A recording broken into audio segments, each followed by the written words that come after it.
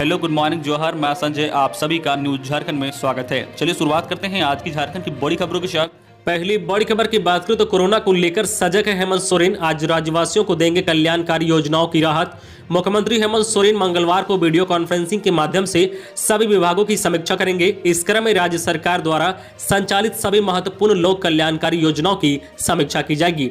इस संबंध में मुख्य सचिव द्वारा पत्र जारी किया गया है, जिसमें विभिन्न विभागों के सचिव से अनुरोध किया गया है कि वे विभिन्न योजनाओं के क्रियान्वयन के लिए एक कार्य योजना के साथ बैठक में उपस्थित हो, ताकि महामारी के इस दौर में राज्यवासियों को राहत पहुंचाई जा सके।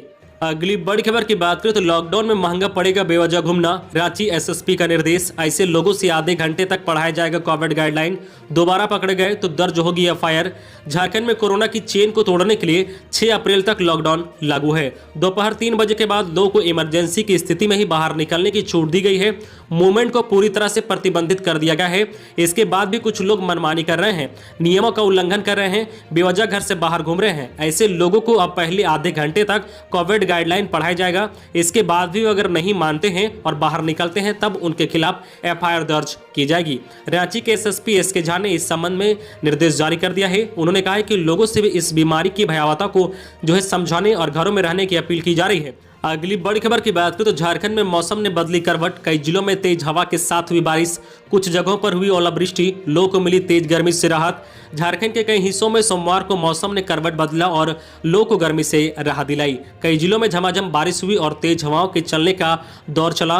बोकारो, धनबाद, रामगढ़, चतरा, गढ़वा, लातेहार, लोहरदगा, पलामू, पश्चिम सिंहभूम, देवघर, दुमका, जामताड़ा, सिमडेगा समेत कई हिस्सों में तेज हवा से अच्छी बारिश हुई और कई जगहों पर हल्की ओलावृष्टि भी हुई है। वही मौसम विभाग के अनुसार 8 मई तक आसमान में बादल छाए रहेंगे और बारिश के असर हैं। अगली बड़ी खबर की बात करें तो गिरिडीह में बिजली गिरने से 3 की मौत। पीएम आवास के तहत बने घर में प्लास्टर कर रहा था परिवार। बिजली गिरने से पति पत्नी और बेटी की मौत।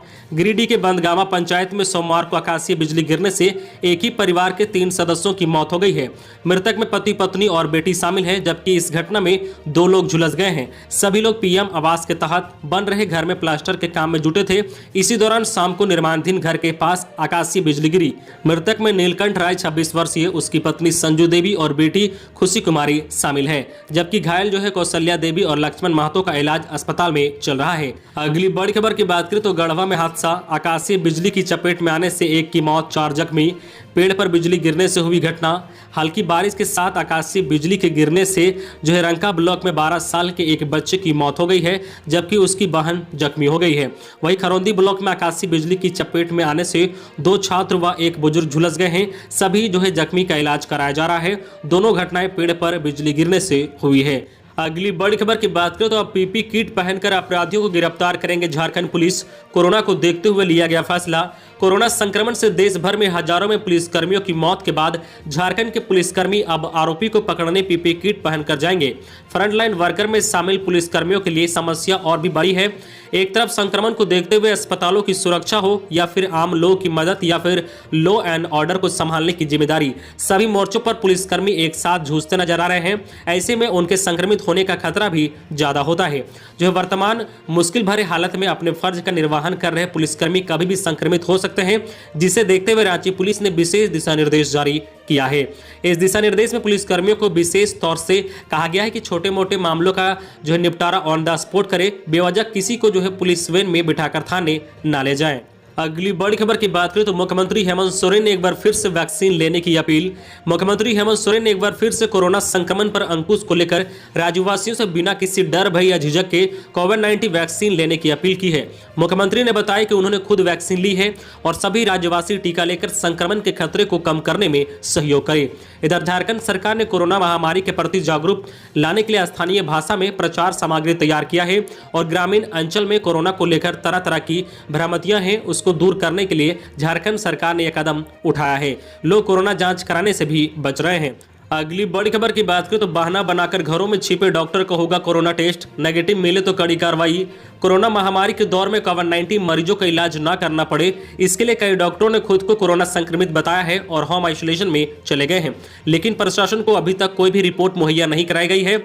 इसके बाद रांची के उपायुक्त अब एक्शन में आ गए हैं। ऐसे डॉक्टरों की एक लिस्ट तैयार की गई है जिन्होंने अपने संक्रमित होने की जानकारी नोटिस के बाद दी है, लेकिन उन्होंने इसका कोई भी सख्त अर्थात रिपोर्ट नहीं दी है, जिसे देखते हुए रांची उपायुक्त छवि रंजन ने एसडीओ रांची को यह निर्देश दिए हैं कि ऐसे डॉक्टरों का घर जाकर कोविड टेस्ट कराया जाए ताकि दूध का दूध और पानी का पानी हो सके। वही वैसे डॉक्टर और पैरामेडिकल स्टाफ जो अब तक अपना योगदान जो है प्रतिनियुक्ति स्थल पर नहीं दे रहे हैं, उनके खिलाफ भी कार्रवाई की तलवार लटक चुकी है। अगली बड़ी खबर की बात करें तो झारखंड के पंचायत सचिव अभ्यर्थियों ने राष्ट्रपति से लगाई गुहार, कहा शीघ्र नौकरी दे या उन्हें मृत्युदंड दिया जाए। झारखंड में पंचायत सचिव अभ्यर्थियों ने राष्ट्रपति हमें बचा लीजिए कार्यक्रम चलाया गया है। राष्ट्रपति हमें बचा लीजिए कार्यक्रम के तहत पंचायत सचिव परीक्षा के अभ्यर्थियों ने राष्ट्रपति रामनाथ कोविंद को पत्र लिखकर जो है मार्मिक गुहार लगाई है। पंचायत सचिव अभ्यर्थियों ने राष्ट्रपति से यह निवेदन किया है कि जो है पंचायत सचिव परीक्षा का परिणाम जारी कर उन्हें शीघ्र नौकरी दी जाए, अन्यथा उन्हें मृत्युदंड दिया जाए। अभ्यर्थियों ने राष्ट्रपति को लिखे पत्र में राज्य में चरम पर फैली बेरोजगारी का जिक्र करते हुए बताया है कि कैसे 5000 पंचायत सचिव अभ्यर्थी कानून, कोर्ट और सरकार के बीच पिस कर रह गए हैं। सिर्फ 5000 पंचायत सचिव अभ्यर्थी ही नहीं बल्कि अन्य जो है बहाली के हजारों अभ्यर्थियों का जीवन काल के गर्त में जो है समाया हुआ है। अगली बड़ी खबर की बात करें तो पलामू में लॉकडाउन का साइड इफेक्ट, 2 बजे के बाद भी सब्जी बेच रहे लोगों की पुलिस ने की पिटाई, नाराज किसानों ने सब्जी सड़क पर फेंकी, 1 घंटे किया रोड जाम। रांची मेदिनीनगर मेन रोड स्थित राजडेरवा गांव के पास सोमवार को पुलिस और किसान आपस में उलझ गए। दोपहर 2 बजे के बाद भी सड़क किनारे सब्जी बेचने की वजह से पुलिस के जवान ने उन्हें पीट दिया। इससे नाराज सब्जी विक्रेताओं और किसानों ने अपनी सारी सब्जी सड़क पर फेंक दी और करीब 1 घंटे तक रोड को जाम कर दिया। हालांकि मजिस्ट्रेट और थाना प्रभारी के समझाने पर आक्रोशित लोग शांत हुए और जाम हटा लिया। अगली बड़ी खबर की बात करें तो देश में बेकाबू कोरोना संक्रमण, पिछले 24 घंटे में 3,68,000 नए मामले, 3417 लोगों की हुई मौत। भारत में कोरोना संक्रमण की दूसरी लहर काफी घातक हो गई है। हर दिन रोगियों की संख्या बढ़ती जा रही है। केंद्रीय स्वास्थ्य मंत्रालय के अनुसार पिछले 24 घंटे में भारत में 3,68,000 नए कोरोना संक्रमण के मामले सामने आए हैं, जबकि 3,417 मरीजों की मौत हो गई है। वहीं 3,732 लोगों ने कोरोना को हराया है। अब कोरोना के कुल संक्रमितों की संख्या 1,99,25,604 पर पहुंच गई है। वहीं कुल डिस्चार्ज हुए लोगों की संख्या 1,62,93,003 पर पहुंच गई है। वहीं मौत का अब कुल आंकड़ा 2,18,959 पर पहुंच गया है। वहीं अब कोरोना के कुल एक्टिव केस की संख्या 34,13,642 पर पहुंच गई है। अगली बड़ी खबर की बात करें तो कोविड से जुड़े अस्पताल व अन्य केंद्रों पर 24 घंटे बिजली आपूर्ति को विभाग ने बनाया कंट्रोल रूम। राजधानी रांची में कोविड मरीजों का इलाज कर रहे अस्पताल, वैक्सीन सेंटर, आइसोलेशन सेंटर आदि केंद्रों पर 24 घंटे बिजली आपूर्ति के लिए बिजली विभाग ने एक कंट्रोल रूम बना दिया है। इस कंट्रोल रूम की कमान रांची प्रमंडल के MRT के विद्युत कार्यपालक अभियंता कमलेश कुमार मीना को सौंपी गई है। कंट्रोल रूम का व्हाट्सएप नंबर 9431135682 है और विभाग के अधिकारियों ने इस संबंध में आदेश जारी कर दिया है। कहा है कि कोविड से जुड़े किसी भी अस्पताल या केंद्र में अगर बिजली आपूर्ति बाधित होती है तो फौरन इस व्हाट्सएप नंबर पर शिकायत दर्ज कराएं। अगली बड़ी खबर की बात करें तो मौत के बाद नहीं मिला कंधा, गाड़ी नहीं मिलने पर परिजनों ने PPE किट पहनकर 100 को ठेले से पहुंचाया शमशान घाट। खांसी और बुखार से पीड़ित था शख्स। कोरोना संक्रमण का खौफ मानिए यह सतर्कता लोगों पर इस कदर हावी हो गया है कि मौत के बाद शव को कंधे में नसीब नहीं हो पा रहा है। सोमवार को ऐसा ही मामला लातेहार के बरियातू ब्लॉक में दिखा। मरीज की मौत के बाद शव को जो है ठेले से शमशान घाट तक पहुंचाया गया और अंतिम संस्कार किया गया। शव को ले जाने वाले जो है परिजन भी PPE किट पहने थे। हालांकि यह स्पष्ट नहीं है कि मरीज की मौत कोरोना से हुई है या किसी और वजह से। मुख्यालय बस्ती रोड निवासी एक व्यक्ति की मौत के बाद परिजन शव को ठेले पर लादकर अंतिम संस्कार के लिए शमशान घाट तक ले गए। मृतक के परिजनों ने बताया कि वे पिछले कुछ दिनों से सर्दी खांसी से पीड़ित था और इलाज के लिए जो है हजारीबाग ले जाया जा रहा था और रास्ते में ही मौत हो गई। अगली बड़ी खबर की बात करें तो साहिबगंज मनिहारी गंगा पुल का निर्माण कार्य शुरू। पूर्वोत्तर भारत से जुड़ेगा झारखंड, कारोबार एवं रोजगार से इसे बदलेगी आर्थिक तस्वीर। झारखंड के साहिबगंज वासियों की वर्षों पुरानी मांग अब धरातल पर उतर रही है।